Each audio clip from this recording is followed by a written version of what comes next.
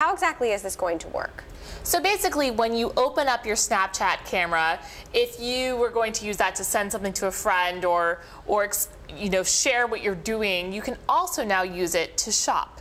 And maybe that's not exactly what we would expect to be doing when we open up the Snap camera, but now we have that option. And when we look at the real world, say if I like your shoes or I like your watch, I can take a picture of it. And then if it connects with what's on Amazon's website, Amazon will help me buy it. So it is really just like a new use case for the Snapchat camera. So why would Amazon team up with Snap on this? Well, I mean, let's put it in context. Amazon has been on this kind of visual search path now for 10 years. Right, and it hasn't worked out. Well, not really. I mean, at one point they had Mechanical Turk workers identifying images, and they acquired a company called Snaptel. It brought some of the technology in-house. 2 years ago, they released a service for AWS recognition with a K instead of a C, which makes visual search available as an API tool for other apps. So it's been doing this for a while. I think for Snapchat, those are what is it, 300 million monthly users, most of them young. A market that Amazon has been trying to tap in all sorts of different ways with services like Prime Student. So it sounds great, right? Is it going to work? Well, the thing is that you have to sort of build a new behavior, right? Because when people open the camera, the reason why Snap has you open to a camera is because it's the creative experience. You want to share something that you're doing with people who are your friends or share it with your Snap story.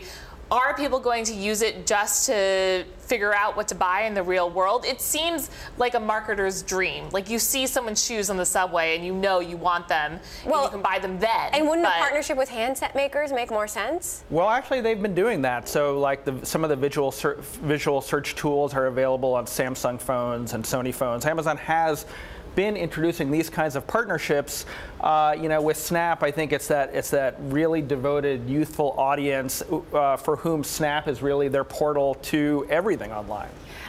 So talk to us, Sarah, about what this actually could mean for Snap, given they've got a lot of other problems to work out.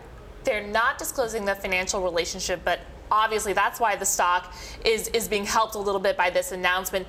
Amazon usually provides affiliate revenue to people who direct traffic to the Amazon website. So if Snap's partnership is anything like that, this could be another source for them to make money besides advertising. And advertising has been a little wonky on Snap because everything disappears, that they don't really collect a lot of as much user data as Facebook and Instagram do. So maybe this is another avenue for them to make up for some of that growth that's a lot slower than analysts and investors expected it to be. And is this something, a partnership that exists with Facebook or Instagram, or? I haven't seen. We know that Amazon may partner with Facebook for their new home devices with Alexa. That's a little bit different than this. I know on Instagram has their own kind of shopping tool where if you see something in an ad that you want to buy, you can click on it, see how much it costs, and buy it right there on Instagram. And that actually has been pretty successful because people think of Instagram as a sort of aspirational place to be inspired for. Here's what I want to look like. Here's what I want to buy. Pinterest has some similar tools.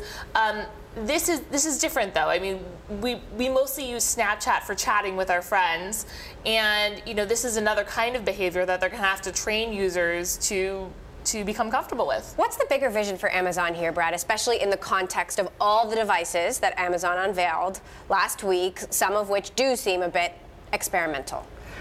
It's getting people inside the Amazon ecosystem, touching them wherever they live, however old they are. If it's a college student who gets Prime for half off, if it's, an 18 or perhaps younger, a person who's using Snap, maybe shouldn't be, who doesn't have a Prime account, bringing them to the Amazon website and helping them make a, transaction. I think that's the vision. Amazon wants its services to be everywhere, and, Snap opens another horizon for them.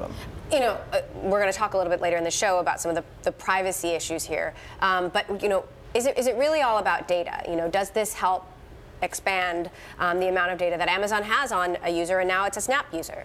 Well, the main thing that advertisers and social media companies want to achieve in these kinds of relationships is what's called attribution. They want to make sure that they can say, we had Snap users doing this activity and it actually led to a purchase. So if they can say that Snap users are actually buying stuff on Snap, using our app and converting directly to a purchase, that's a much stronger signal for any marketer than sort of the brand resonance or any of the other things that they may be trying to achieve. That purchase is the ultimate goal. So if they can achieve that right there on Snap in the camera, that's a huge win for them for explaining the value of their product.